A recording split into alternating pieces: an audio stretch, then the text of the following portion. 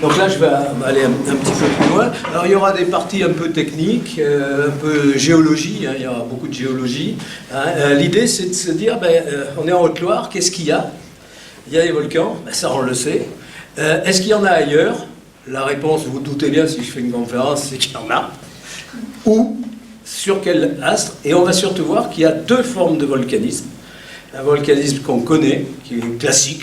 Quand on ferme les yeux, on voit un volcan, poum, ça coule, c'est rouge, ça fait de la fumée, etc. Et il y a un autre volcanisme qui, lui, est complètement différent. C'est un volcanisme froid. C'est ce qu'on appelle un cryovolcanisme. Alors, il y a quelques termes comme ça, un peu scientifiques, entre guillemets.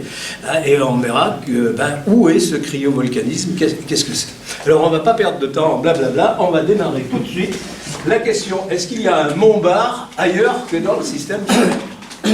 Non. Eh bien, il y en a un, il est ici, et il y en a peut-être qui ressemblent. On va en voir un en particulier qui ressemble beaucoup. Mais il n'est pas chez nous. S'il y a un Montbard, il y a un Allègre. Voilà. Alors, où se situent essentiellement les volcans? On va faire ça rapidement pour remettre un petit peu les choses en place. Ça va ramener un petit peu au cours de 4e, hein, à l'époque où on apprenait quelque chose.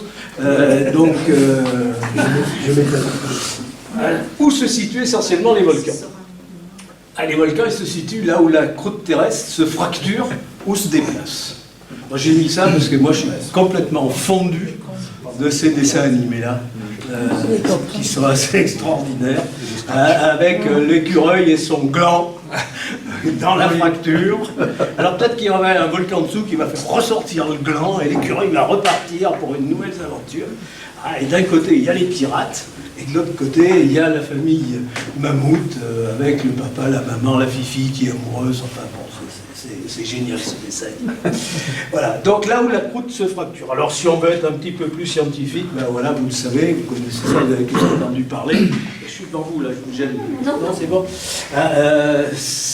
On a tous entendu parler de la ceinture de feu du Pacifique, hein, c'est-à-dire tout autour de l'océan Pacifique ici. Alors c'est coupé en deux, on s'est mis au milieu, hein, mais si on avait mis l'océan Pacifique ici, voilà, ça c'est la partie ouest de l'océan Pacifique, là c'est la partie est de l'océan Pacifique, et vous voyez qu'il y a des volcans dans toute cette zone-là, le Japon ici, l'Indonésie ici, et puis de l'autre côté ici, eh bien, le Chili, et puis les zones américaines avec des volcans qui sont extrêmement puissants, hein. Par exemple le Saint-Elms qui a explosé, qui est un spectacle absolument fabuleux. Vous l'avez peut-être déjà vu à la télé, il y a un ralenti, on voit le volcan qui gonfle, puis d'un seul coup, boum, qui explose, et la ronde qui s'effondre. C'est pas un petit coin qui s'effondre, c'est un truc absolument gigantesque qui s'effondre. C'est fabuleux. Donc, effectivement, il y a des zones où la croûte terrestre est en surface. Dessous, il y a la croûte océanique, qui est un peu plus lourde, qui s'enfonce, et les volcans, c'est juste à la jointure, là où ça frotte, et c'est pour ça qu'on les trouve en bordure. C'est la cordillère des Andes en particulier ici. Vous avez la plaque de Nazca qui plonge sous la plaque américaine, et les volcans vont se développer en bordure de plaque. D'accord? Avec des processus chimiques qui sont assez complexes. L'eau joue un rôle extrêmement important dans la création de ces volcans. Voilà, donc il y en a qui sont sur la plaque, mais il y en a d'autres qui sont au centre. Vous avez ici, par exemple, au centre de l'Afrique, vous avez le Kilimandjaro. Lui, c'est pas, ça s'enfonce pas dessous, c'est un point chaud, ça chauffe. Vous avez la Réunion ici, c'est un point chaud. Qu'est-ce que c'est qu'un point chaud? Eh bien, vous avez en profondeur comme un chalumeau qui monte, puis vous avez la plaque qui passe dessus. Alors un coup de chalumeau, ça perce, puis ça s'arrête. Puis là, encore un coup de chalumeau. Ça, c'est les volcans de la Réunion. Vous avez les volcans de Hawaï, Hawaï qui est ici au milieu. Eh bien, la plaque se déplace sur le point chaud. Alors, vous avez un volcan, puis ça s'arrête. La plaque continue. Un autre volcan, ça s'arrête. La plaque continue. Un troisième volcan. Et comme ça, vous avez des chaînes de volcans, alignés les unes derrière les autres, qui passent au-dessus du point chaud. De temps en temps, il y a Satan là-bas au fond qui met un coup de chaleur, ça fait un volcan. Et puis la plaque continue, et ça refait un volcan. Et alors, voilà, c'est toute cette zone ici, toute cette zone ici, si on voit de loin, il y a des petits points blancs, c'est des volcans. Alors c'est des volcans qui sont en surface, et puis ensuite qui sont en profondeur, qui sont sous la mer. Voilà, donc vous voyez que le volcanisme est quelque chose d'assez complexe, d'assez multiple. Voilà. Alors, nous, pourquoi on a du volcanisme ici, en Haute-Loire, dans le Puy-de-Dôme, mais il y en a aussi ailleurs? C'est simplement parce que la plaque africaine, l'Afrique, remonte vers le nord. Elle percute la plaque euro-asiatique. Euro-asiatique, c'est-à-dire Espagne, la France, l'Europe et l'Asie, elle percute. En percutant, elle passe dessous, et en passant dessous, elle va fragiliser la surface, et à ce moment-là, le magma va pouvoir monter. Et on va retrouver des volcans en Espagne, en Catalogne, en France, dans le centre de la France, mais on les connaît bien, il y a les nôtres. Et on va les trouver, alors il y en a aussi en Allemagne, et puis on va les trouver, évidemment, on les connaît bien, en Italie, hein, le Vésuve, l'Etna, le Stromboli, le Vulcano, dans tout ce cas-là. Et on va aussi les trouver en bas de la Grèce, en Turquie. Et c'est des zones qui sont extrêmement actives, et vous savez qu'il y a eu des tremblements de terre extrêmement importants dans ces zones-là. Aujourd'hui, on surveille en particulier de très près, ici, les champs flégréens. C'est pas facile à dire, les champs flégréens. On parle du Vésuve, mais ce qui est problématique, c'est à côté. C'est des champs flégréens, et c'est en train de monter. Alors, ça monte, ça descend, ça monte, ça descend. Vous avez un truc absolument extraordinaire, vous avez un temple qui est maintenant dans l'eau. Bien sûr qu'ils ne l'ont pas construit dans l'eau, les Romains sont à vous. Il était construit en altitude, et puis là, ça a baissé. Pourquoi? Parce que dessous, le magma, il y a eu moins de magma, donc le sol est descendu. Et puis il est en train de remonter. Il est en train de remonter. Donc ça bouge beaucoup. Hein. Donc voilà, nous, cette zone-là, c'est dû au fait que l'Afrique est arrivée et a percuté la plaque européenne. Et qu'est-ce qu'elle a créé? Eh bien, elle a créé les Alpes. Elle est arrivée comme une chargeuse, là, elle a tout poussé dedans, et en poussant dedans, hop, elle a fait monter, elle a créé les Alpes. Si vous allez au-dessus de Briançon, il y a une montagne, dont le nom m'échappe tout de suite, c'est toujours pénible dans ces cas-là, au-dessus de Montgenièvre, où vous avez à 2800 mètres ce qu'on appelle des pilolavas, des coussins de lave. Les pilolavas, ils se fabriquent à 2000 mètres de profondeur dans l'océan. C'était le fond de la Méditerranée qui, sous l'effet de la poussée de l'Afrique, est monté de 4000 mètres. Et quand vous allez sur cette montagne, outre des casemates, parce que ça a chauffé là-bas pendant la dernière guerre entre les Italiens et les Français, et bien là, vous avez un panorama extraordinaire d'énormes coussins de lave, empilés les uns au-dessus des autres. C'est un empilement qui fait 30 à 40 mètres, qui est magnifique. Et bien ça, c'était à 2000 mètres au fond de la mer. Donc vous voyez la puissance. Bon, un peu plus loin, ça a fabriqué l'Himalaya aussi. Hein. C'est l'Inde, l'Inde qui a percuté le sud de l'Asie et qui est... Et petit à petit, dans 100 millions d'années, tout ça, la Méditerranée n'existera plus. L'Afrique aura rejoint la plaque européenne, mais on sera parti au nord. C'est-à-dire que dans 150 millions d'années, on sera en gros à la hauteur de la presqu'île de Kola, c'est-à-dire du côté de la Laponie. Il faudra mettre des cache-nez parce qu'il ne va pas faire chaud. Voilà, donc, vous voyez, ces phénomènes géologiques sont à l'origine des volcans. Alors, en ce qui nous concerne, nous, eh bien, lorsque les Alpes ont percuté, ont été créées, ça a amené à elles sont montées au-dessus de la plaque continentale où il y avait le Massif central. Vous savez, le Massif central, c'était avant une plaine, une pénéplaine. Il y a eu à la place du Massif central, au-dessus de notre tête là, des montagnes qui faisaient jusqu'à 5000 mètres. Vous avez tous entendu parler de ça, de la chaîne hercynienne, qui allait des Appalaches aux États-Unis, en Allemagne, et même un peu plus loin, en Hongrie, Pologne. À cette époque, ça se tenait tout. La séparation entre l'Afrique, l'Europe, l'Afrique, l'Amérique du Sud, l'Amérique du Nord, c'est assez récent, c'est 100 millions d'années. D'accord ? Avant, il y avait cette fameuse chaîne. Puis cette chaîne, comme toutes les chaînes de montagne, a été érodée, c'était plat.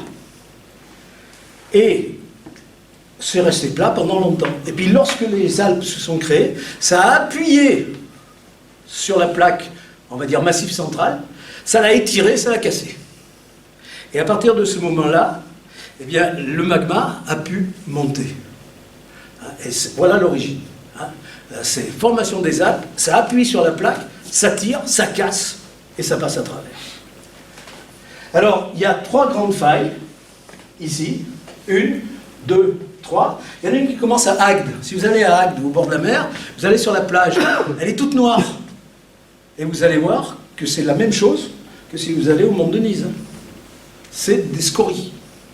C'est des scories, c'est noir, c'est des scories. La plage du Môle. Hein? La plage du Môle. La plage du Môle. Ouais.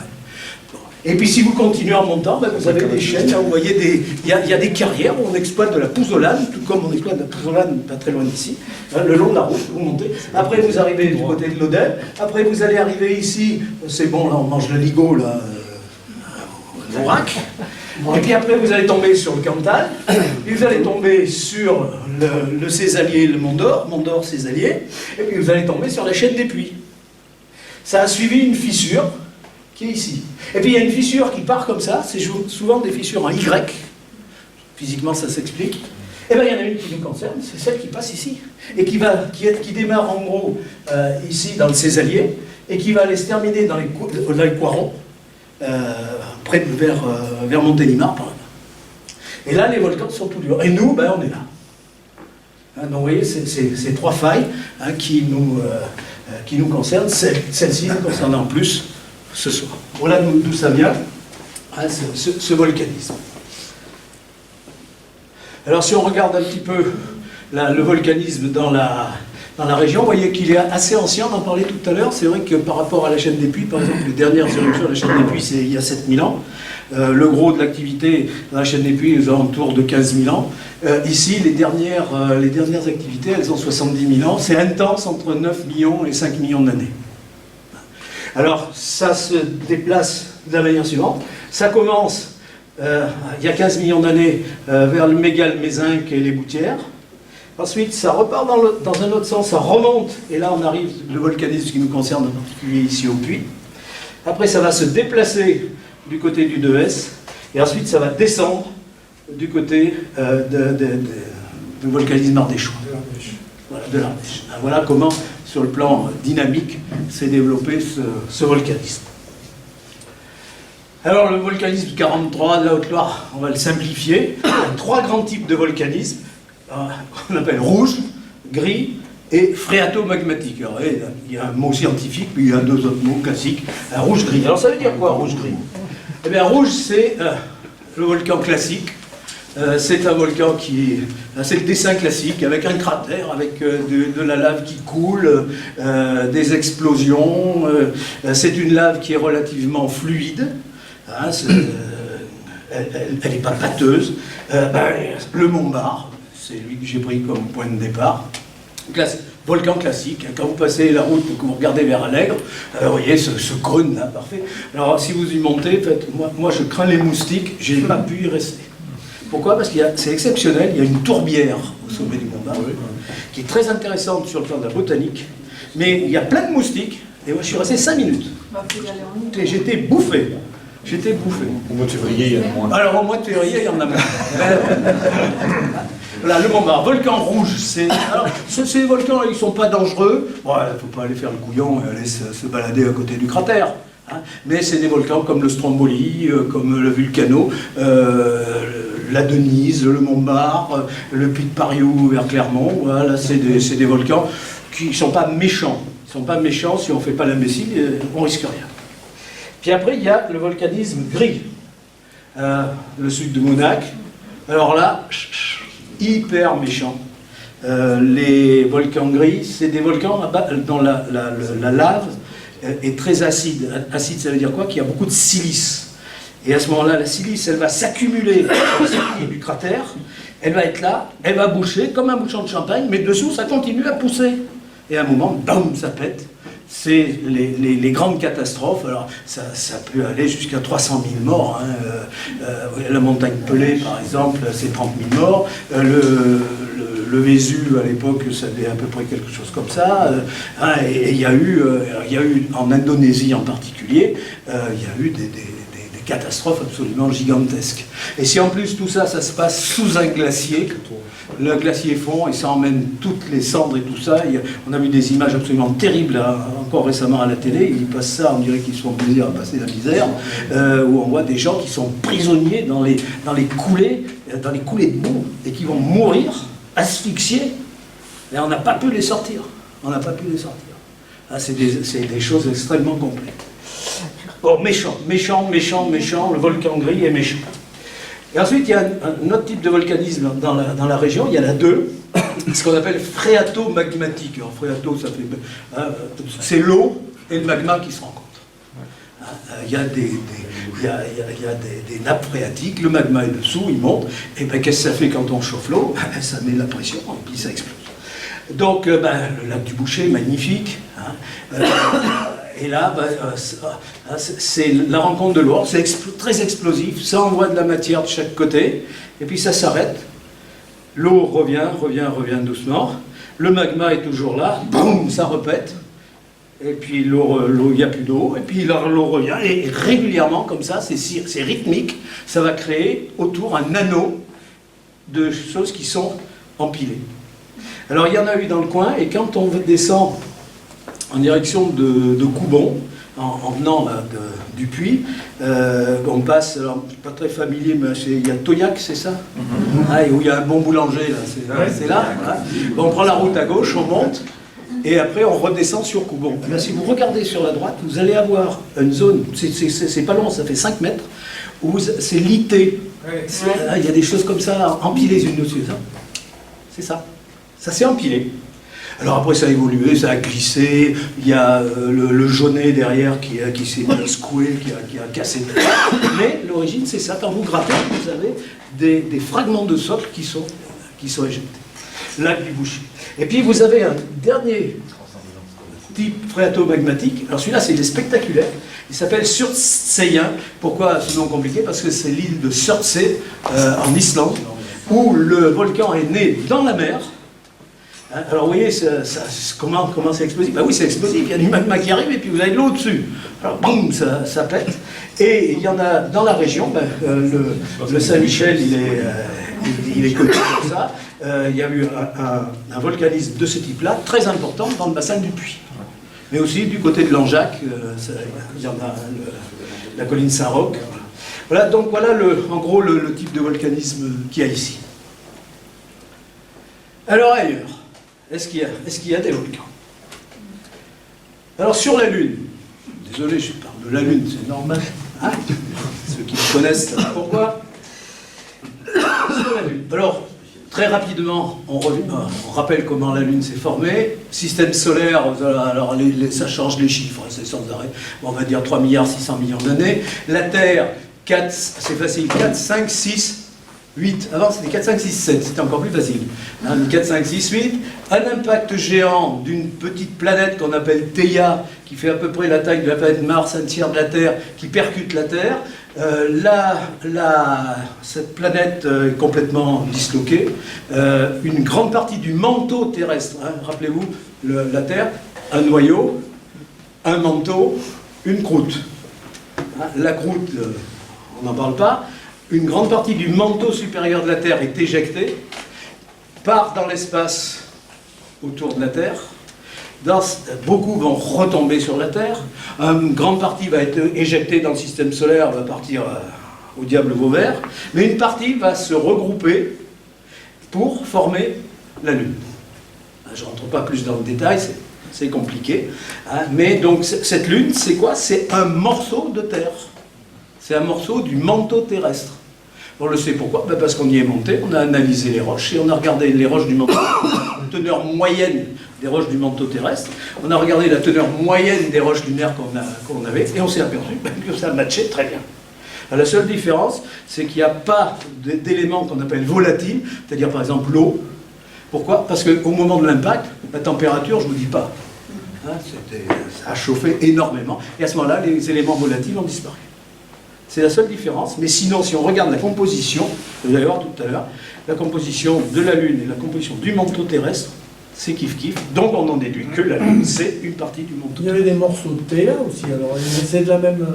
Elle est pratiquement pas. Ah ouais. Alors, on pense peut-être qu'on aurait repéré une partie du cœur métallique de Théa qui serait en deux zones opposées dans la Terre.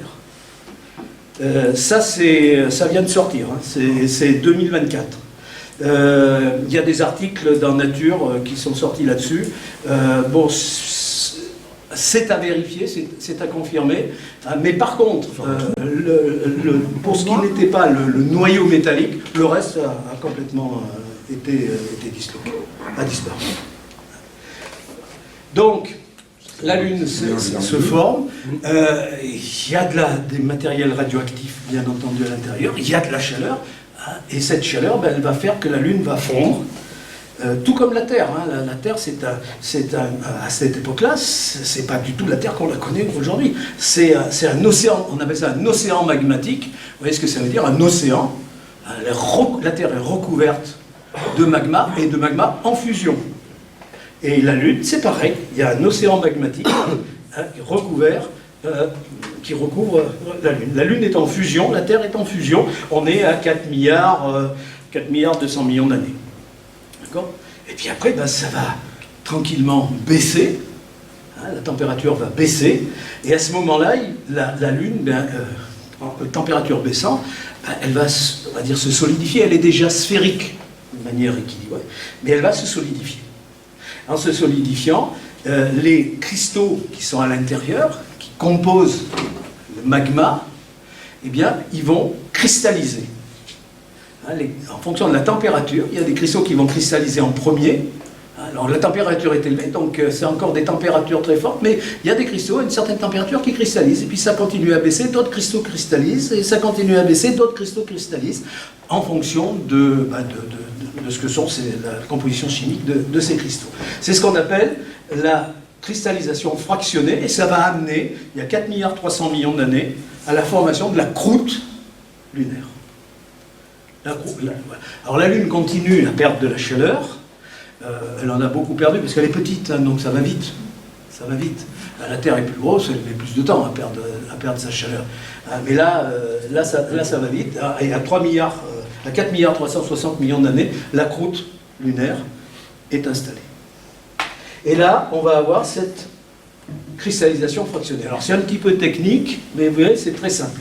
Dans ce magma qui constitue la ligne, il y a énormément de... On va retrouver, ça vous rappelle quelque chose, la silice, l'oxygène, l'aluminium, le sodium, le calcium, le fer, le magnésium, tout est là. Tout est là. La température va baisser. Et à ce moment-là, ces cristaux qui vont s'associer... La silice, par exemple, va s'associer à l'oxygène. Ça fait de la silice. Le silicium, oxygène, ça fait de la silice. Très belle silice, très jolie. Cristaux de quartz. Vous avez tous vu qui sont magnifiques, ces cristaux. Eh bien, c'est ça. C'est ni plus ni moins que de la silice et de l'oxygène. D'accord ? Ces cristaux-là, en fonction de la température, eh bien, certains vont cristalliser en premier, d'autres après, et puis il y en a qui sont plus légers que d'autres. Alors vous allez me dire, si je prends un parpaing de granit par la figure, mais le granit, il est plus léger qu'un parpaing de basalte. Alors, si vous me balancez des parpaings, balancez-moi plutôt du basalte que du granit que de la silice. Hein, plus léger. Mais dans la nature, ça joue. Et à ce moment-là, une roche qu'on appelle l'anorthosite, c'est comme ça, je suis désolé, l'anorthosite, qui est composée, alors si on répète des trucs, le feldspath. Feldspath, on trouve du feldspath dans le granit. Un granit, il y a du feldspath, il y a du mica et il y a du quartz. Le feldspath, eh bien ça c'est relativement léger et ça va flotter. Et puis il y en a qui sont beaucoup plus lourds, l'olivine, le pyroxène, l'ilménite, etc. Ça va plonger. Et sur la Lune, il y a quelque chose qui intéresse beaucoup les Chinois. Il y a les criques. Alors, ce qui intéresse les Chinois, c'est REE, Rare Earth Elements, les terres rares. les terres rares, qui rentrent dans la composition de beaucoup de composants électroniques, etc. Les terres rares. Alors on a en bas des roches un peu lourdes, intermédiaires les cryptes, et au-dessus les anorthosites. Voilà comment ça s'est passé, hein, c'est le refroidissement, tout ça a été mélangé, et puis en refroidissant, ça cristallise, et puis le léger est au-dessus, et le plus lourd est en dessous. Alors voilà des photos hein, d'anorthosites, vous voyez, c'est blanc. En France, alors il n'y a pas de Corse si. On peut y aller. En France, il n'y en a pas, mais en Corse, il y en a. En Corse, il y en a, j'en ai trouvé tout à fait par hasard. Je suis allé sur un site, je cherchais, j'en trouvais pas. En redescendant, il y avait un caillou au milieu, je mets un coup de pied dans le caillou. Merde. C'était de l'anorthosite. J'avais trouvé un morceau d'anorthosite dans le centre de la Corse. Il y en a beaucoup au Canada, il y en a beaucoup aussi dans l'Antarctique. Hein, donc voilà, c'est cette roche blanche, hein, c'est les feldspaths.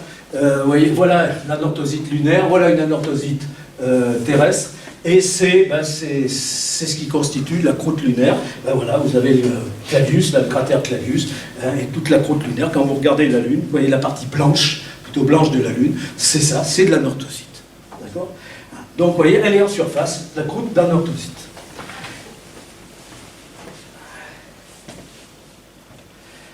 Ensuite, vous avez ces fameux cryptes.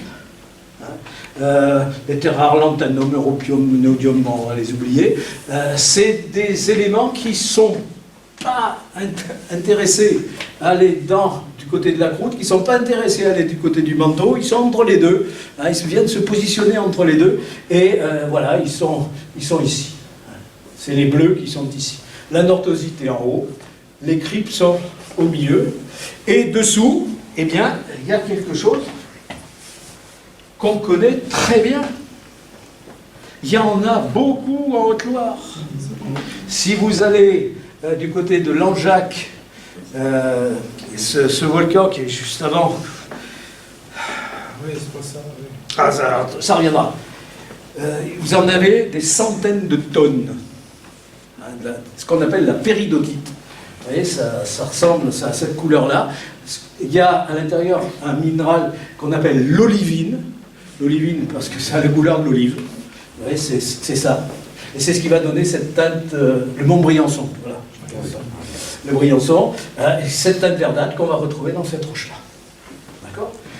Donc, pyroxène, noir, olivine, vert, puis ilménite, bon, brun. Mais essentiellement, pyroxène et olivine. C'est une roche extrêmement commune sur Terre. Et elle est dans le manteau. Et je vous rappelle que la Lune, c'est un morceau de manteau terrestre. Donc, c'est pas étonnant de retrouver cette roche là-haut. Et c'est de là que va venir le basalte et que vont se former les mers.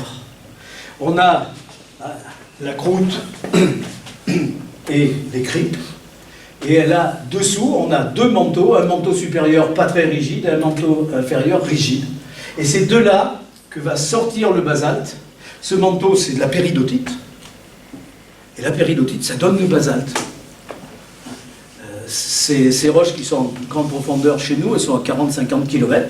Lorsqu'elles fondent, elles remontent, elles arrivent en surface. Et là, ça fait des coulées de basalte. Péridotite, c'est la roche-mère du basalte. Donc, elle est ici. Et elle va sortir, et elle va aller en surface. C'est l'origine des mers lunaires. Donc les mers lunaires, c'est du basalte, ni plus ni moins. Alors comment se sont formées ces mers? Eh bien, après la formation de la croûte, quelques millions d'années, vous voyez, entre 4,3 et 3,9, ça a été revu là aussi récemment. Eh bien, il y a d'énormes corps qui sont arrivés. Pour faire les petits cratères ici, c'était des petites choses qui faisaient 5, 6, 10, 15 km. Là, on est sur du 100, 150 km, 200 km. Et là, ça va percuter la Lune. Ça va créer comme ça 29 bassins. Il y en a un ici, c'est de l'autre côté malheureusement, sur la face cachée, qui est ici. il fait 2000 km. Vous imaginez l'engin qui a fait ce trou.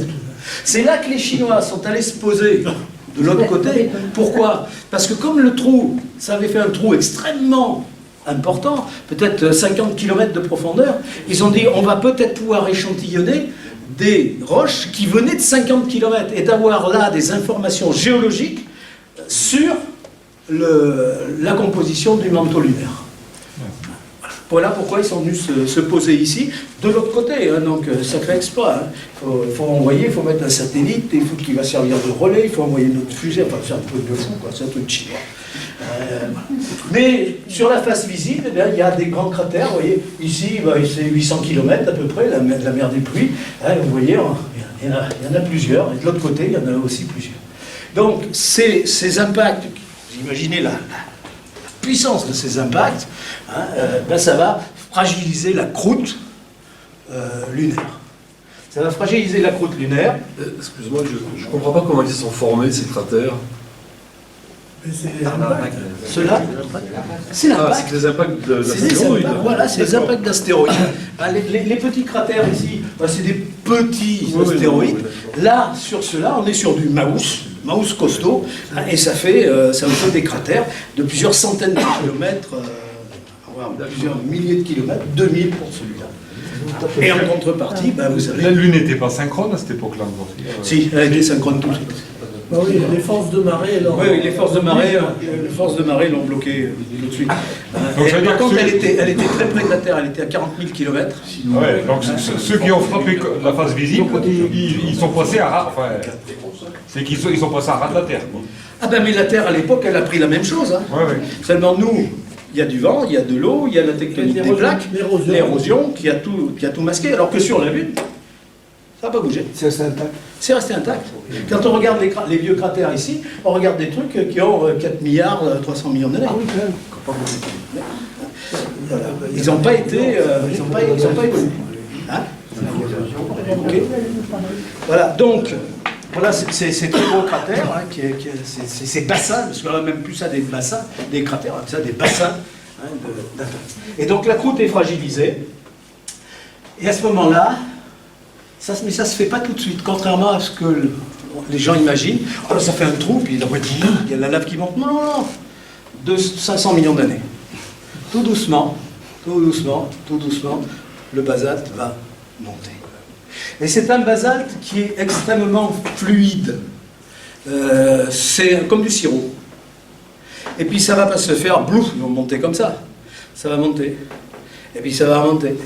Et puis il y a une autre couche qui va se mettre par-dessus. Et encore une couche qui va se mettre par-dessus. On connaît ça sur Terre.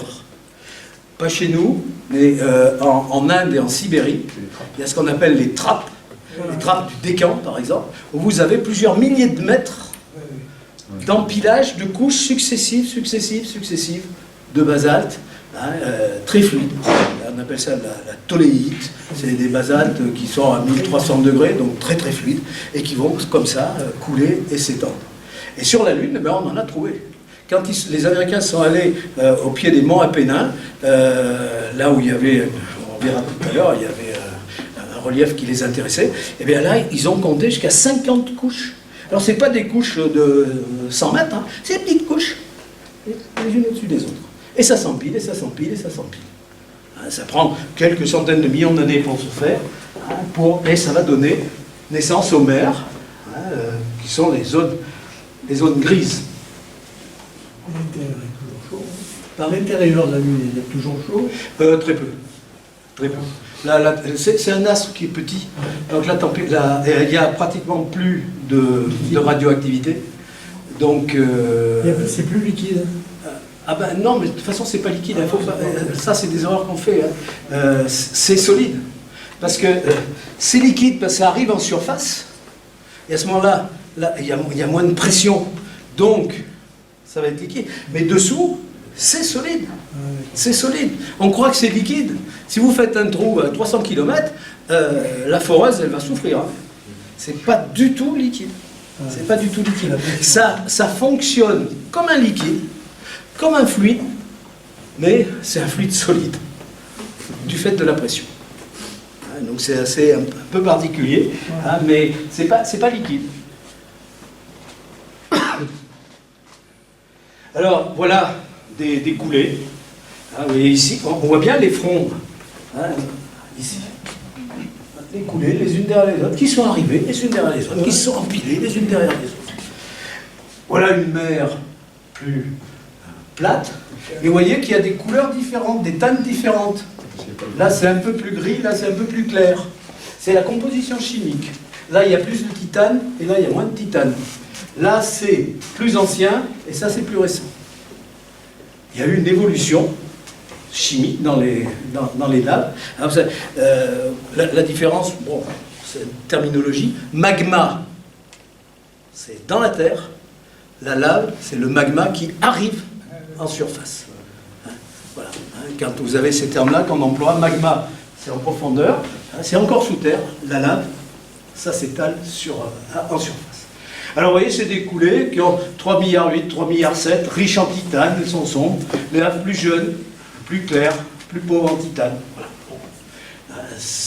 Ça s'observe sans problème. Hein. Alors, avec l'outil qu'on a là au BEPS, vous pouvez faire des films, vous pouvez faire des trucs comme ça, sans difficulté. Alors, par contre, là, cette photo-là, elle est faite avec un soleil rasant qui se lève, hein, pour pouvoir avoir accentuer les reliefs. Il ne faut pas le faire à la pleine lune, quoi. Ah oui, il ne faut pas le faire. Mais il y a plein de choses à faire à la pleine lune. Tout le monde dit, ouais, la pleine lune. Bon, je sais bien, ciel profond, ça vous emmerde. Mais bon, moi j'adore la pleine lune. Parce qu'il y a plein de choses à voir qu'on ne voit pas à un autre moment. Hein? Alors voilà ce que c'est qu'une mer. Oui, c'est relativement plat. Hein? C'est du basalte. On a dit, est-ce qu'il y en a là-haut, ailleurs que chez nous? La carrière de Bornac, c'est du basalte. Bornac de Saint-Tron. Voilà. Vous avez des petits volcans qui ressemblent à nos volcans. Ouais, des petits bidules là. Ça, c'est ce que j'étudie, moi. Là, c'est le petit machin.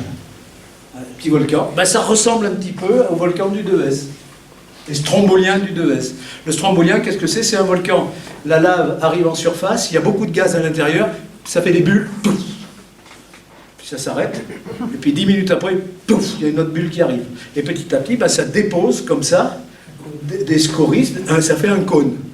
Alors si vous allez voir dans les cônes, vous avez des laves, des scories noires et des scories rouges. Ce n'est pas un problème de composition, c'est un problème de temps passé dans le cratère. Si la scorie est éjectée et ne retombe pas dans le cratère, elle va être noire. Si elle est éjectée, retombe dans le cratère, à nouveau éjectée, retombe dans le cratère, à nouveau éjectée, retombe dans le cratère, la structure du fer va changer. Fer ferreux, 2, ça vous rappelle des cours de chimie, ça, hein? Fer ferreux, 2, fer ferrique, 3. Celle qui est noire, c'est du fer ferreux, celle qui est rouge, c'est du fer ferrique. Voilà pourquoi il y a des couleurs différentes. Il y en a une qui a cuit, recuit, et une qui n'est pas restée, qui a été voilà. La rouge est restée, elle a recuit, et la noire, elle a été... La pouzzolane rouge, c'est ça. Voilà, la pouzzolane rouge, c'est une pouzzolane qui est restée dans le cratère, qui a été mobilisée, qui a été rééjectée, rechauffée, remobilisée, etc. C'est ce qu'on appelle les volcans stromboliens, du nom du volcan italien, Stromboli. Là, j'ai eu la chance d'aller le voir il y a 2 ans. Si vous allez là-bas, il faut y aller, quoi. On vous sort en bateau le soir à 22h, 23h, on va un petit peu au large là-bas, parce qu'il faut faire gaffe. Et là, vous attendez, puis là, poum, poum, poum, poum, poum. Moi, quand j'ai vu que le bateau remettait le moteur, je suis resté toute la nuit, moi, pour voir ça, c'était fabuleux. Voilà. Il y en a d'autres, par exemple, comme les collines de Marius. Vous en avez un ici, un volcan, vous voyez. Alors, c'est petit, hein. Vous voyez, ici. Là, c'est des volcans, c'est des cratères d'origine météoritique. Là, c'est des cratères d'origine volcanique. Vous en avez un autre ici. C'est Cindercone, celui-là. Celui-là, on ne voit pas bien, mais il y en a un autre ici. Bon, ça ressemble, je ne sais pas si vous connaissez le volcan qui est près de Clermont, qui s'appelle le Puy de la Vache et le Puy de la Solace. C'est des volcans qui sont égueulés. C'est-à-dire que c'était des volcans stromboliens, puis il y a eu une coulée de lave qui a emporté les scories. Et donc le volcan s'est fait comme un fer à cheval. On a la même chose ici sur la Lune. Je suis désolé, on ne le voit pas bien, il est là. Vous voyez, mais vous voyez, si je vous le dessine, il a cette forme. Il est ouvert. Et puis il y en a un autre un petit peu au-dessus, là, ici. Voilà. Et puis bon, je vais me faire plaisir. Je vous en avais déjà parlé, c'est officiel. Voilà donc la chaîne que j'ai découverte en 2024, qui a été acceptée par la LPO et qui a été transmise à l'Union astronomique internationale. Mais j'aurai pas mon nom, parce que je ne suis pas mort. Ça peut s'arranger. Ça peut s'arranger, ça je te fais confiance. Et ça ressemble par exemple aussi à cette fissure en Islande, vous voyez, hein, qui est la fissure avec toujours un nom imprononçable, la Kajira. Il y a 135 volcans sur 25 km. Bon, la mienne, il y en a 5 sur 13 km. Avec un ici qui nous pose problème, parce qu'il aurait fait éruption le long d'un relief. Là, les autres, on voit bien. Enfin, on voit bien. Alors que là, il n'y en a que la moitié. Donc, il aurait fait éruption le long d'une faille. Enfin, le long d'une faille ou le long d'un relief. Il y a des vestiges de volcans acides, c'est-à-dire des laves là, qui sont pâteuses, hein, ces fameux volcans gris. Hein, alors, vous avez en haut ce qu'on appelle les dômes de Gruithuisen. Gruithuisen, c'était un astronome allemand. Ah ben, le mont Gerbier de Jonc, c'est un exemple tout à fait typique. Hein. Il y a des tuyaux de lave. Alors, il y en a à Hawaï, mais il y en a un entre Saint-Privat et Monistrol d'Allier, qui est assez âgé, hein, qui a 2 700 000 ans. Eh bien, voilà, voilà, ici, vous le voyez. Les Américains se sont posés là, Apollo 15. Ils se sont posés là. Et c'est la première fois qu'ils montaient en Jeep. C'est la première fois qu'ils ont utilisé la Jeep, ils se sont posés ici. Il y a des photos absolument extraordinaires. Et c'est là qu'ils ont compté. Pourquoi? Parce que vous avez ici un évent, et là, la lave est sortie par là, et elle est ensuite partie dans la mer. C'est l'alimentation de la mer, et le plafond qui s'est effondré. Il y a certainement beaucoup sur la Lune, beaucoup de tuyaux de lave comme ça, et ça, ils sont en train de les chercher tout de suite. Pourquoi? Parce que ça permettrait à l'intérieur, de mettre des stations où les gars seraient à l'abri des rayons cosmiques et des cochonneries comme ça. Voilà. Donc ça, c'est une recherche qui est faite actuellement. Voilà. Donc, il y en a sur la Lune, il y en a en Haute-Loire, et il y en a sur la Lune. Il y a des roches pyroclastiques. Alors, pyroclastique, c'est un beau mot, hein. Puis ça, avec le Y et tout ça, ça doit payer, là, hein. Au Scrabble.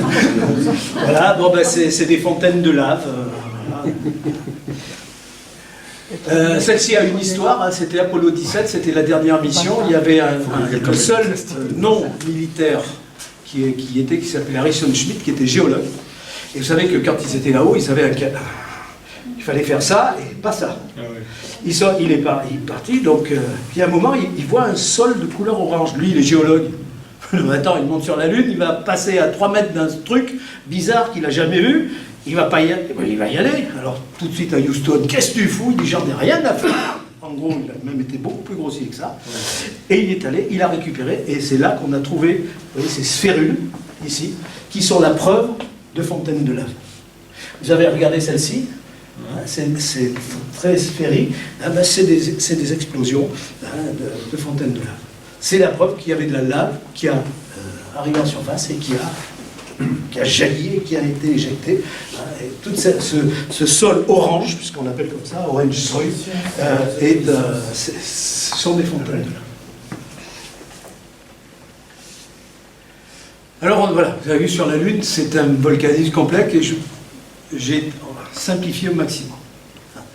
Après, ailleurs, oui, sur Mercure, à 80 millions de kilomètres du Soleil, un volcanisme proche du volcanisme lunaire. Mercure, ils n'en ont rien à foutre. Les Américains ne vont pas mettre $1 là-dedans.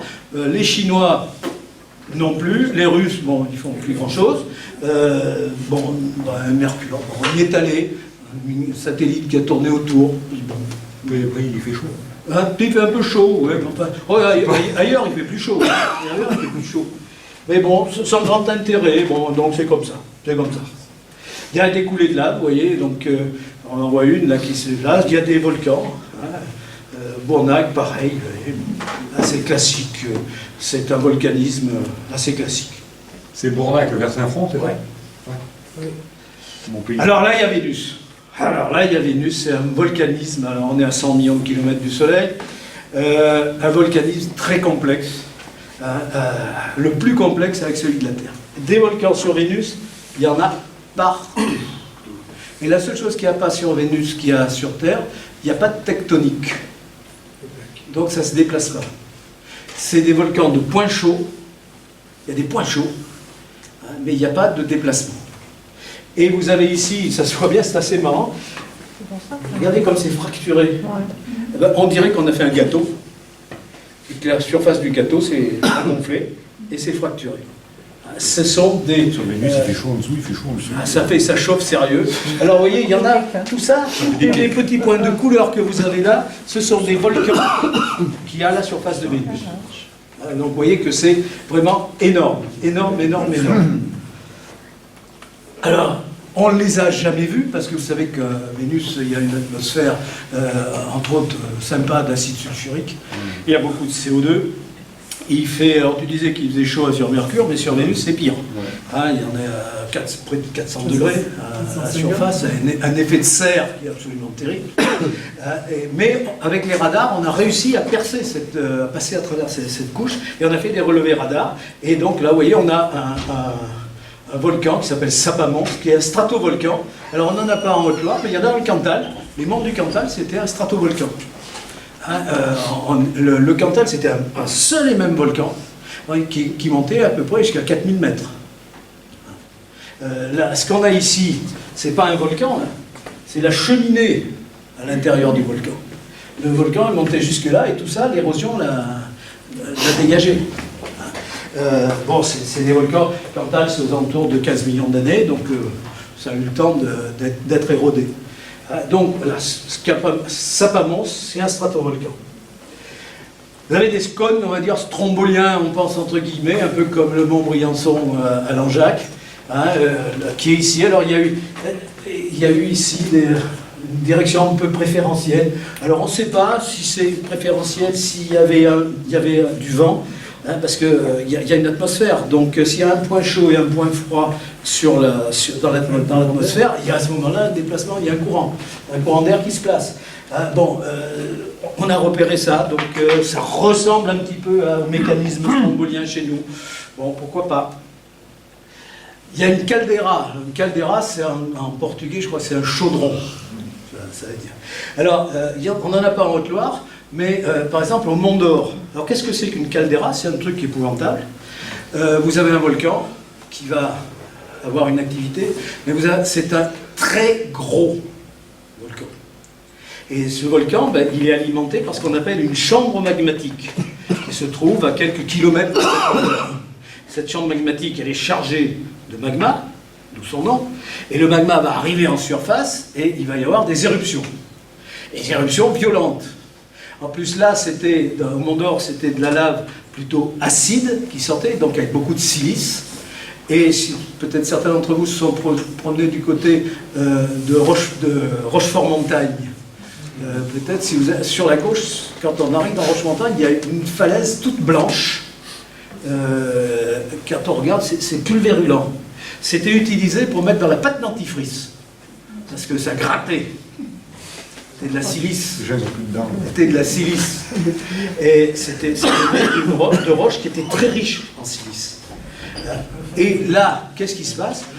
Les éruptions se succèdent, elles sont extraordinairement violentes. Là, vous avez une couche de ponce, c'est de la ponce, qui fait pratiquement 30 mètres d'épaisseur. Donc, vous voyez la quantité de... Et la chambre magmatique, elle se vide. Et au-dessus, elle n'est plus là pour maintenir le plafond, et tout s'effondre. Vous avez ici la trace de l'effondrement. Si vous allez au Mont d'Or, vous allez voir les établissements thermaux qu'on appelle les établissements Choussy, et vous avez derrière, vous avez un front de faille, très lisse, qui correspond à l'effondrement. Donc c'est un truc absolument catastrophique. Eh bien, il y en a sur Vénus. Il y a des tuyaux flexueux d'écoulement, comme ceux qu'on a vus tout à l'heure. Hein. Puis il y a des volcans typiques de Vénus, qu'on appelle type anémone. Alors pourquoi? Il faudrait pouvoir y aller, mais quand vous allez sur Vénus, vous posez un engin, 24 heures après, il est mort. Ouais. Chaleur et acide. Il pleut de l'acide sulfurique. Je peux rien. Vous pouvez mettre un parapluie, ça marche pas. Il y a les anémones, il y a les pancakes, bon, j'ai pas voulu surcharger. Et puis récemment, on a trouvé peut-être un volcanisme récent. Alors récent, ça serait 100 millions d'années. Pas sûr, mais pas sûr. Mais l'eau, ce qu'il y a en haut, là, c'est parfaitement sûr. Bon, vous voyez, Vénus, c'est pas terrible. Hein. Mais il y a du volcanisme, il y a énormément de volcanisme. Après, on saute la Terre, on en a parlé, on va un peu plus loin, on va sur Mars. On est à 230 millions de kilomètres du Soleil. Et là, il y a du volcanisme qui est très localisé. Il y a 3 zones de volcanisme. Il y a Tharsis, Élyséeum et Hélas. Il n'y a pas d'hélice hélas, comme on disait. C'est la Kélos. Voilà. Il y a 3 grandes zones volcaniques, mais il y en a une qui réserve quand même des surprises. C'est Tharsis, avec un volcan absolument gigantesque qui s'appelle, on ne pouvait pas l'appeler autrement, Olympus Mons, le mont Olympe. Vous voyez les autres, Arcias, Pavonis, etc. Ce sont des volcans boucliers. C'est-à-dire, c'est des volcans qui ressemblent, quand les anciens, là, ils avaient des boucliers plats. Si vous posez un bouclier par terre, il n'y a pas de relief, c'est très étalé. Ça existe sur Terre. Hein. Mais Olympus Mons, c'est un truc absolument énorme. Le voilà. Et vous regardez la carte de France en bas, ça vous donne une idée de la taille du bestiau. Et voilà. La hauteur 22 km de haut. La hauteur 22 km, c'est le plus haut. Le diamètre, près 650 km. Alors, vous voyez, un volcan bouclier Mauna Kea, il est grand, il fait au total 50 km. C'est-à-dire qu'il tient très facilement là-haut. Il tient facilement là-dedans. Ouais, donc vous voyez le bestiau. Alors pourquoi il y a eu ce type de volcanisme qui est très localisé, très localisé. Bon, on ne sait pas, il faudrait aller échantillonner. Mais là, ça va pouvoir le faire, là. Parce que c'est spectaculaire. Ça marche bien avec les médias, ça. La vie sur Mars. Ah, alors, monsieur le sénateur américain, tu peux me faire un petit chèque? Oh, tu demandes au père Trump. Non, pas au Trump. Bon, peut-être que là, on pourra peut-être. Ouais. Mais bon, pour l'instant, il y avait des programmes, ils ont été arrêtés. Malheureusement. Et en plus, c'était Musk qui les poussait. Alors oui, parce que lui, il veut y aller en premier, mais il y a les Chinois aussi, ça les intéresse. Voilà, donc... alors, je vous ai dit qu'on trouverait un truc qui ressemblerait un petit peu au Mont Bar. Ben voilà, c'est un volcan qui s'appelle Ceronius Tolus. C'est vachement poétique. C'est un volcan, ici. Donc on voit bien. Alors, ce qui est là, c'est des impacts de météorites. Il y avait un cratère ici. Vous savez que sur Mars, il y a eu de l'eau. Il y en a eu beaucoup. Mais il y a 3 milliards d'années. Après, ben, la planète est trop petite, donc elle ne peut pas la conserver. Puis l'atmosphère est très ténue, pareil, l'atmosphère est partie très vite. Donc bon. Mais il y a 3 milliards d'années, il y avait de l'eau. Et on pense que ici, ça a craqué. Ici. Ça s'est écoulé. Et c'est arrivé ici, ça a fait un delta. Ça s'est accumulé dans un ancien cratère d'impact. Voilà comment c'est pas moi qui l'ai fait l'analyse, c'est les scientifiques qui l'ont fait. Hein. Et vous voyez, j'ai mis en bas le Mont Bar, ben, ça ressemble bien. Donc il y a un Mont Bar là-haut. Il y a un Mont Bar là-haut. Peut-être Allègre dans la Haute-Cantal. Peut-être Allègre, il y a peut-être la Potence à côté.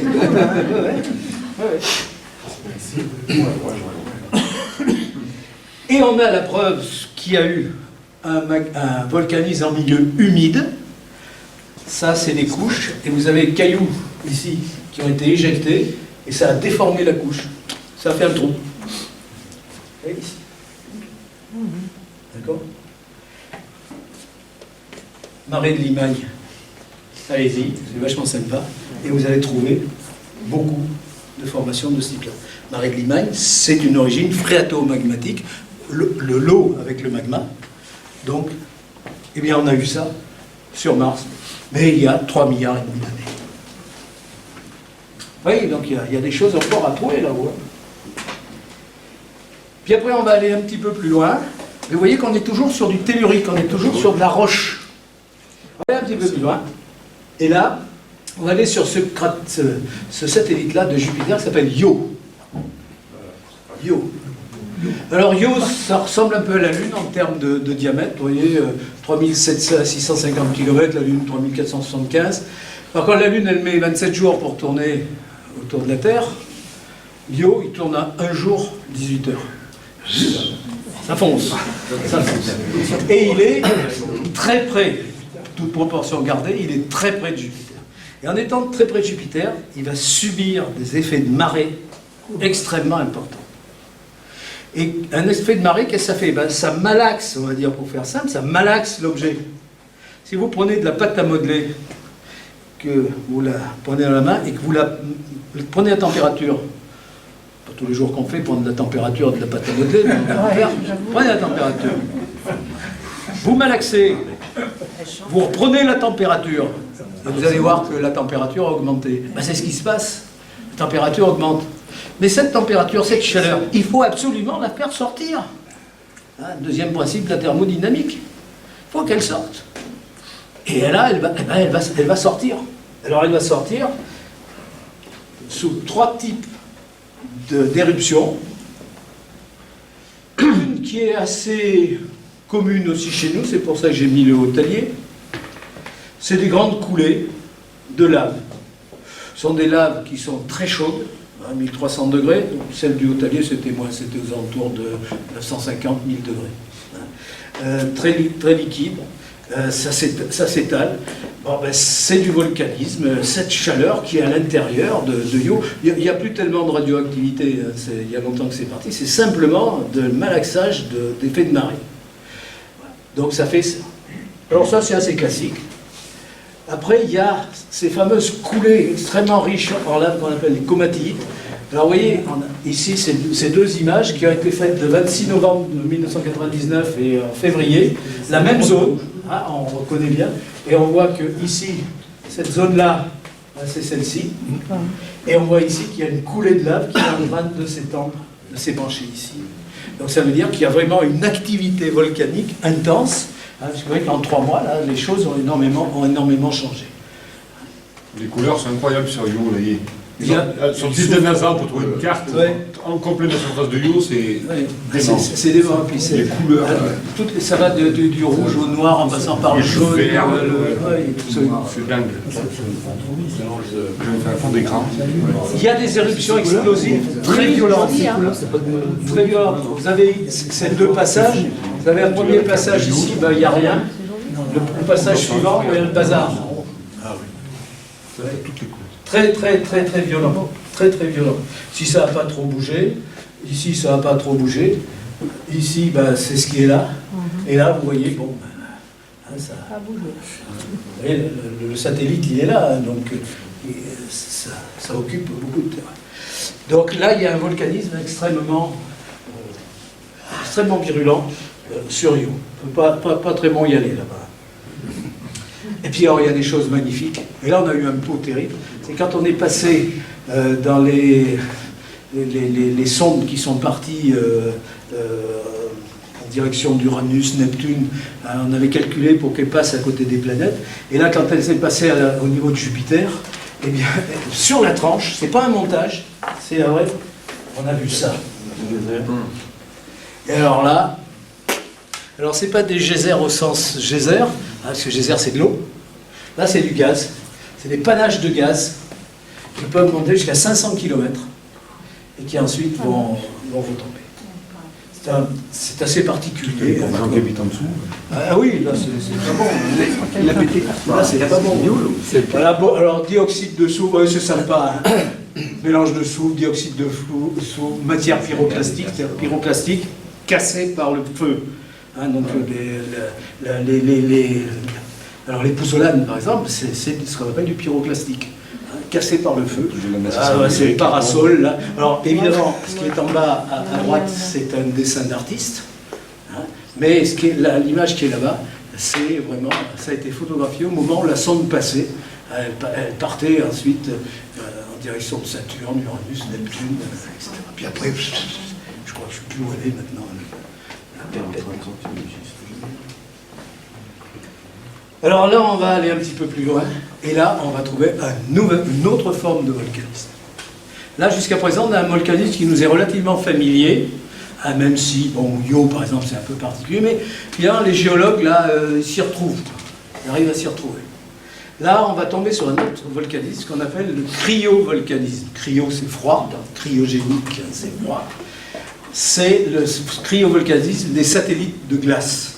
Donc, vous savez que les satellites de Jupiter, Saturne, Uranus, Neptune sont recouverts par de la glace. Io, c'est le seul qui, lui, étant très près avec la chaleur, la glace, elle n'a pas le temps, elle ne tient pas, alors que les autres, eux, sont recouverts de glace.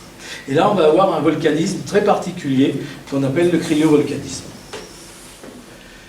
Celui qui est vraiment connu, qui fait l'objet, et là, ils veulent y retourner, là, il y a une vraie décision scientifique, c'est Encelade, qui est un petit satellite qui fait 500 km de diamètre, donc c'est petit, et à la surface duquel, quand on est passé, quand on avait fait les photos, on a vu ces espèces de traces qu'on a appelées les griffures de tigre.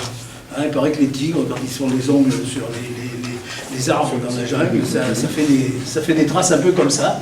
Et on s'est aperçu que ces griffures de tigre, au début, il y avait des différences de température. Et puis après, on a fait des analyses, puisque vous savez qu'on y a envoyé des sondes, là où Cassini, Huygens et compagnie, qui sont allés les regarder d'un peu plus près. On a fait des analyses chimiques.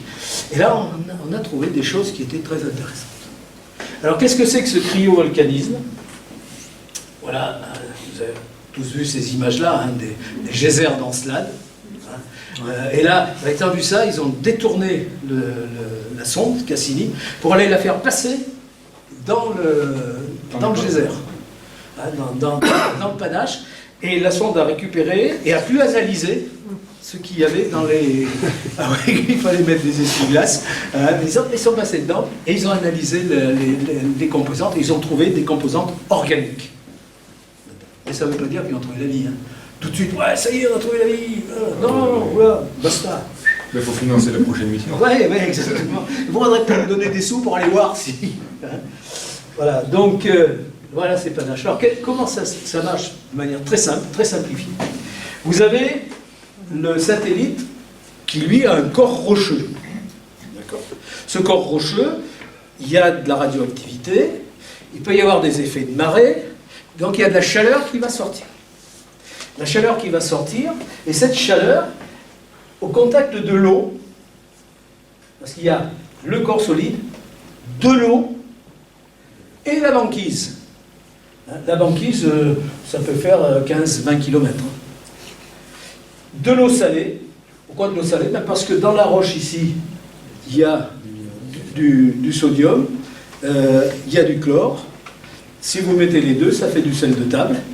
Et si vous mettez du sel de table dans de l'eau plate, ça vous fait de l'eau salée. Là, c'est pareil, c'est de la cuisine. Là, il y a du sel il y a de l'eau salée. Il y a d'autres composés, mais voilà. Et ça chauffe. Comme ça chauffe, il faut que ça évacue. Ça, c'est classique. Dès que ça chauffe, il faut que ça sorte. Il y a des zones peut-être un peu fracturées du fait des effets de marée. Et là, l'eau va s'insinuer. Elle va s'insinuer. Elle est ici sous forme d'eau salée, ici sous forme de vapeur, ça chauffe un peu dans ce coin-là, elle monte, et là, autour, vous avez de la glace. Donc vous avez de l'eau salée avec de la glace, d'eau pure, d'eau non salée. Et c'est ce qu'on a trouvé dans les panaches. On a trouvé de l'eau salée entourée d'eau plate. Plus d'autres composés, parce qu'il y a du gaz carbonique, il y a du carbone, et ça CO3 ici, qu'on va retrouver. Donc on a trouvé de la vapeur d'eau, du méthane. Alors le méthane, alors là ça a été, ouais, il y a la vie. Ah oui, les vaches ça pète du méthane, ça rote du méthane. Les vaches ça vit. Ouais, mais il y a un géologue qui est arrivé, il dit, ouais les gars, ouais, mais vous savez qu'on peut faire du méthane autrement. Ah bon?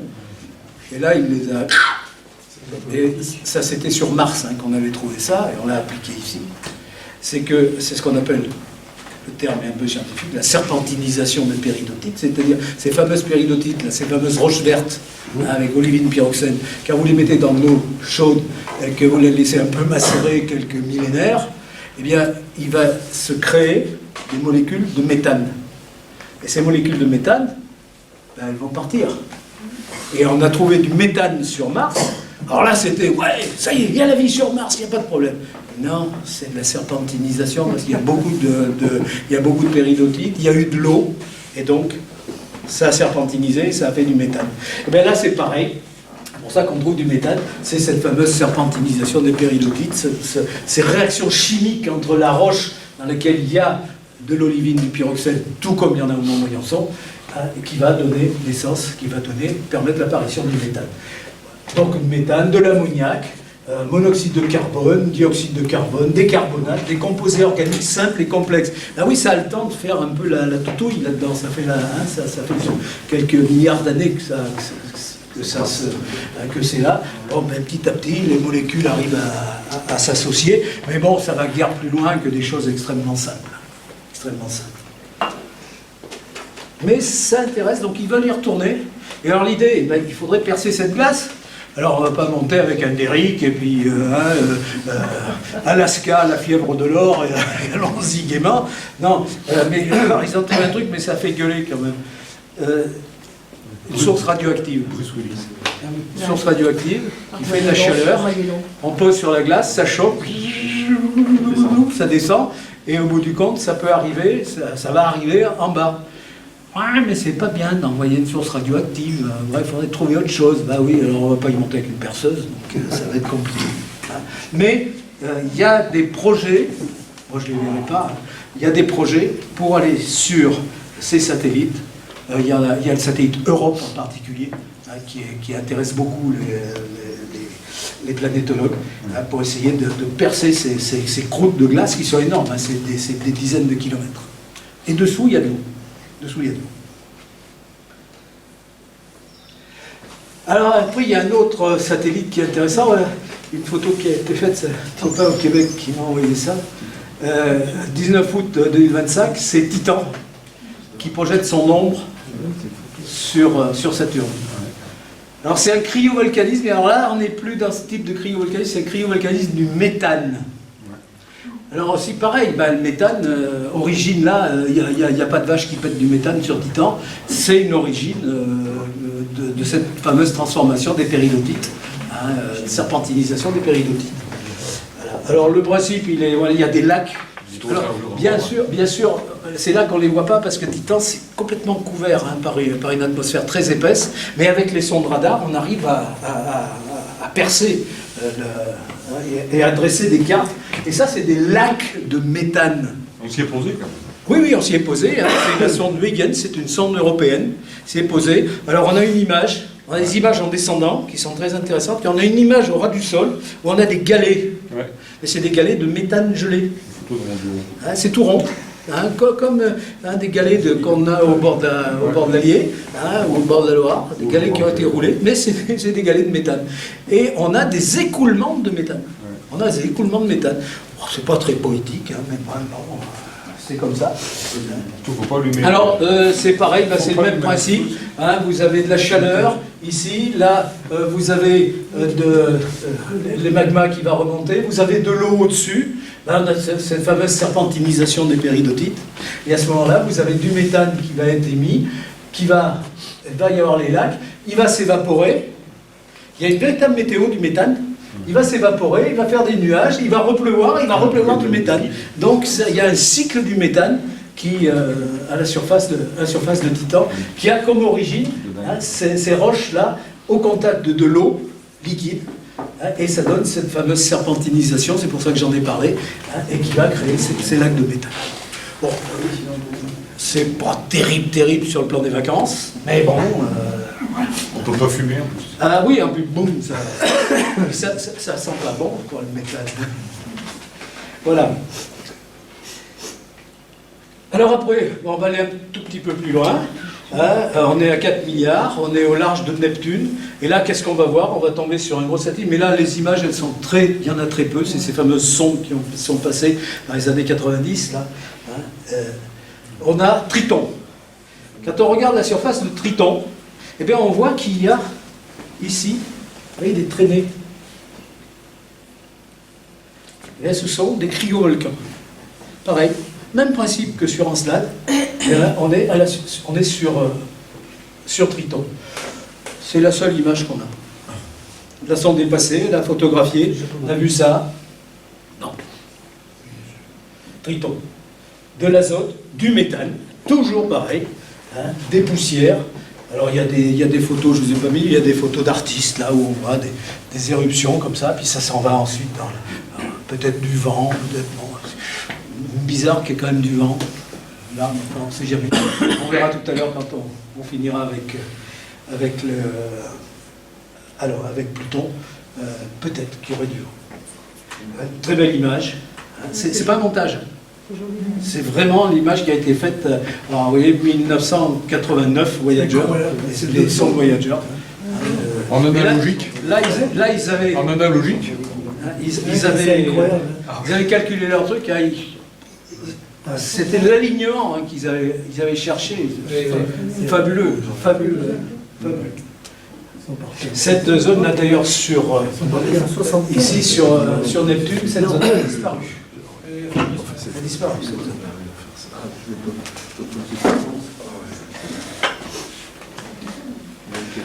Pour finir, on va aller un peu plus loin, on va aller du côté de Pluton. Alors vous voyez Pluton, l'orbite de Pluton, ça va de 4,4 à 7,3 milliards. Là on n'est pas dans du circulaire, là on est dans de l'étendue. La sonde New Horizon, en juillet 2015, putain, ça fait déjà 10 ans. Ouais. Et là, c'est toujours en cours d'analyse. C'est toujours en cours d'analyse.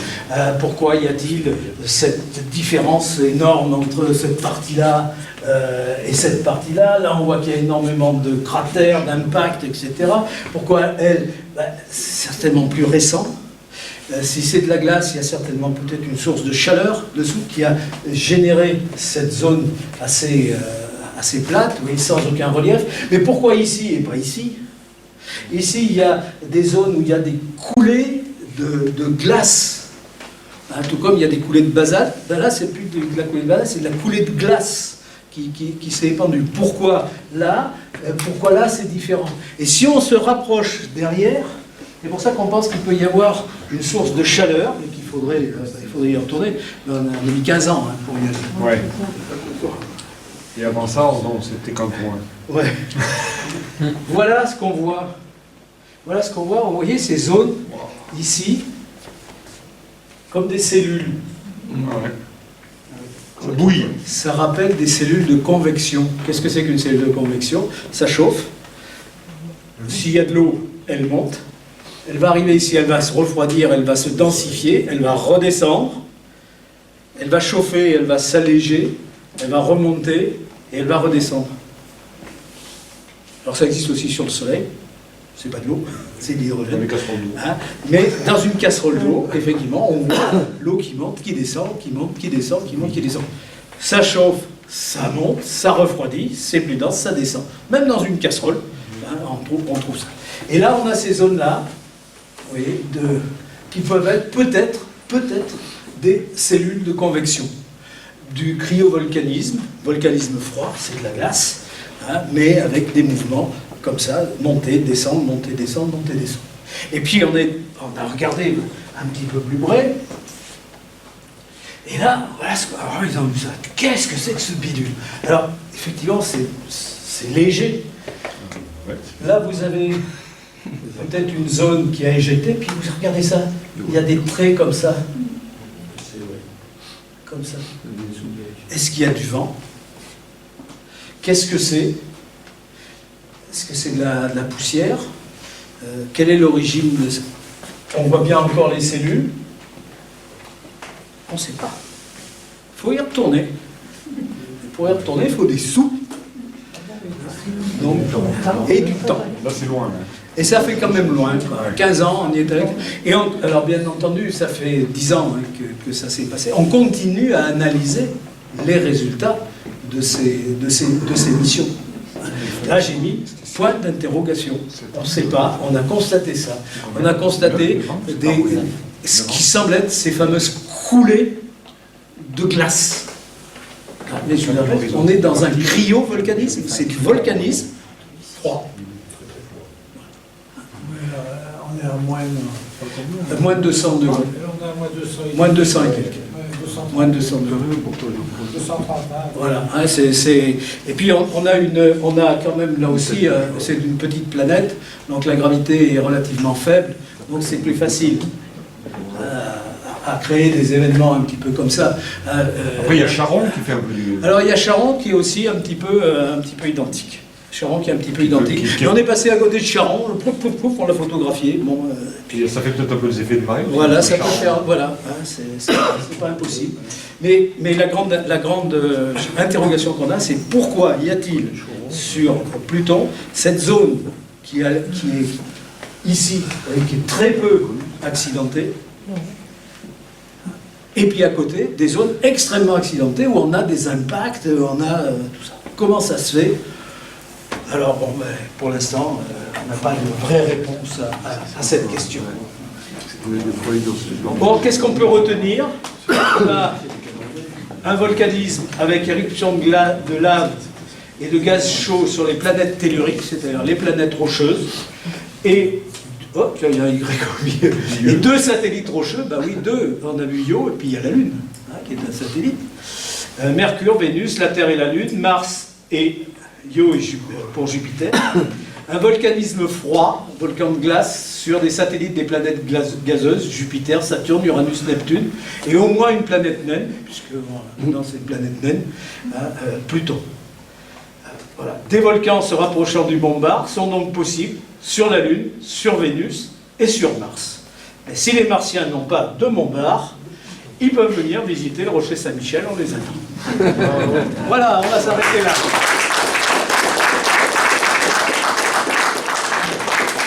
Alors, si ça amène des questions, ben, j'essaierai d'y répondre, mais moi je connais rien.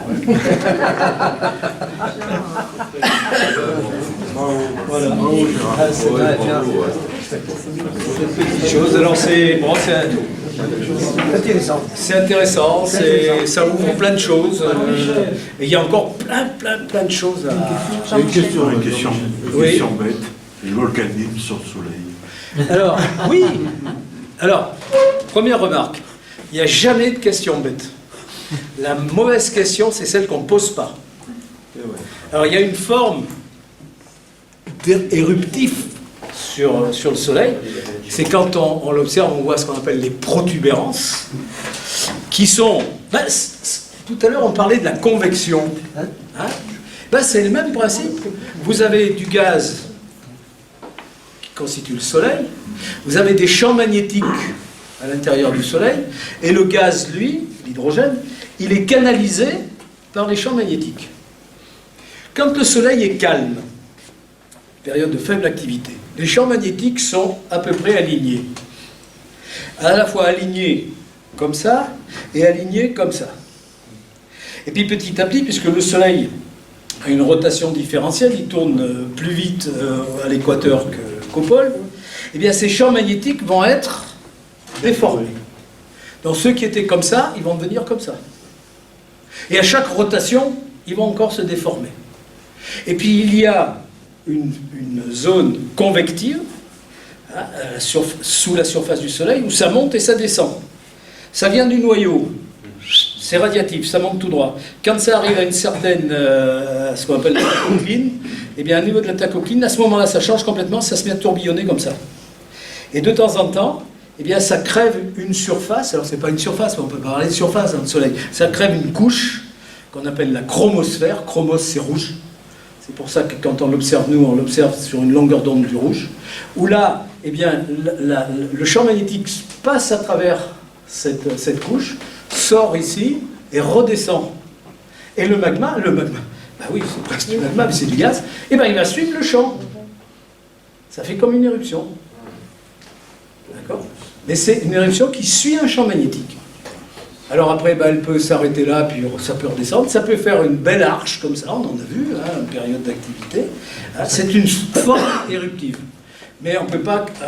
là, ce qu'on a vu, c'est plutôt quelque chose qui est lié à des mouvements, mais c'est lié aussi à un mouvement, pourquoi pas. Oui, on pourrait l'appeler une forme éruptive sur le Soleil. Oui, tout à fait.